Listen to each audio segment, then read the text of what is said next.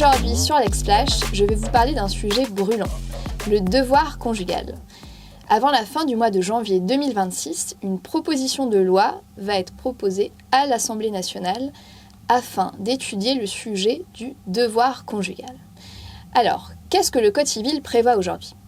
L'article 212 du Code civil prévoit déjà que les époux se doivent mutuellement respect, fidélité, assistance. Alors, pourquoi rajouter le devoir conjugal quand on a déjà cette notion de respect ? On a l'article 215 du Code civil qui prévoit un petit peu plus loin dans le texte que les époux se doivent une communauté de vie. Et les députés estiment, dans le cadre de cette proposition de loi, qu'il faudrait rajouter que cette communauté de vie n'impose pas aux époux d'avoir des relations sexuelles. Alors, est-ce qu'aujourd'hui, le droit impose aux époux d'avoir des relations sexuelles ? On le sait, le viol entre époux en France est puni depuis 1990. C'est la jurisprudence qui a établi ce principe. Puis la loi du 4 avril 2006 a rajouté au sein de l'article 222-22 du Code pénal très clairement le fait que peu importe la nature des relations entre l'auteur et sa victime, quand bien même ils sont liés par les liens du mariage, il y a viol. On n'a donc pas de difficulté, on ne peut pas imposer à son époux ou à son épouse une relation sexuelle. Alors pourquoi cette proposition aujourd'hui ? Mais en fait, elle fait suite à une décision de la Cour européenne des droits de l'homme du 24 janvier 2025, donc qui a été rendue il y a quasiment un an, qui a condamné la France pour un divorce prononcé pour faute sur le sujet du devoir conjugal. Si on fait un petit retour en arrière, c'était un couple français, marié depuis 28 ans. Madame demande le divorce, saisit les juridictions. On est en 2012 et en 2025, la Cour européenne des droits de l'homme va dire que la France ne pouvait pas prononcer le divorce pour faute sur le fondement du devoir conjugal, c'est-à-dire en reprochant à madame de ne pas avoir eu des relations sexuelles avec son mari depuis 8 ans dans ce dossier.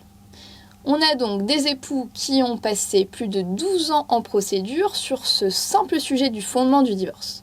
Parce que le Code civil prévoit effectivement, aujourd'hui, la possibilité d'un divorce pour faute. Si l'un des époux commet des manquements graves et renouvelés aux obligations du mariage, alors l'autre peut solliciter un divorce pour faute. En réalité, c'est très rare dans la jurisprudence. Le Code civil, comme on l'a vu, ne prévoit pas du tout clairement cette obligation de devoir conjugal. Alors aujourd'hui, est-ce vraiment utile de le rajouter alors même qu'on le sait par la hiérarchie des normes, nous sommes contraints par cette décision de la Cour européenne des droits de l'homme. Mon avis, il est toujours mieux de faire clair, donc autant le rajouter dans le texte. La réalité, c'est que quand on arrive à 13 ans de procédure juste sur le sujet du fondement du divorce, alors même qu'il n'y avait aucun sujet financier directement lié à ça, c'est plus une question d'ego que de droit et de mauvaise gestion de la procédure en réalité, parce qu'on sait que ce sont des sujets émotionnellement très compliqués.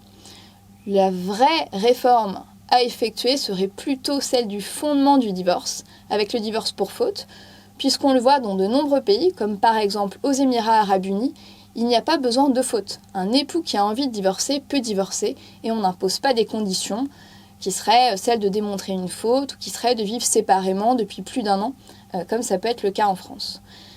Donc cette réforme, si elle passe, ce sera plutôt symbolique, mais toutefois, je pense qu'il est bien d'avoir une loi très claire directement dans le texte et de ne pas avoir besoin pour le justiciable d'aller rechercher dans la jurisprudence quelles sont les conséquences exactes de ce texte. Ça permet une justice plus effective, surtout quand on voit les délais judiciaires.